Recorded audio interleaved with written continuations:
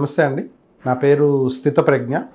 నేను ఒక clinical hematologist working in Medicover cancer institute Hyderabad. Blood clotting అనేది ఎందువల్ల క్లాట్ అవుతుందని అనడానికి చాలా అనేక కారణాలు ఉంటాయి సార్. ఒక simple thing of a fracture, ఒక కాలు బోన్కి ఫ్రాక్చర్ అయ్యి పేషెంట్ హాస్పిటల్లో అడ్మిట్ అయితే అటు ఇటు కదలలేకపోవడం వల్ల ఇమ్మొబిలైజేషన్ వల్ల కూడా బ్లడ్ క్లాట్ అవుతుంది.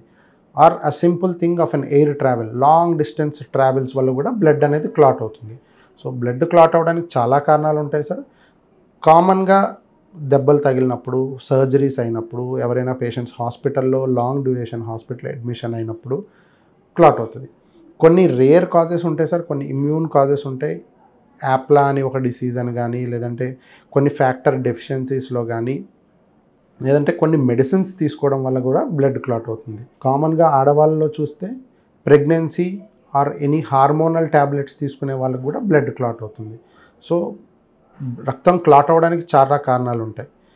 రక్తం క్లాట్ అయితే వచ్చిన ఇబ్బందులు, ఈ క్లాటింగ్ అనేది ఎక్కడ జరుగుతుందనేది చూడాలి. మన బాడీలోని కామన్గా 2 టైప్స్ ఆఫ్ బ్లడ్ వెజల్స్ ఉంటాయండి. ఒకటి ఆర్టరీస్ అంటాం, ఒకటి వెయిన్స్ అంటాం. వెయిన్స్లో బ్లడ్ క్లాట్ అయితే అప్పుడు జనరల్గా కాళ్ళకి సంబంధించిన వెయిన్స్లో బ్లడ్ క్లాట్ అయితే కాళ్ళు వాపు రావడం, నొప్పి రావడం ఉంటుంది.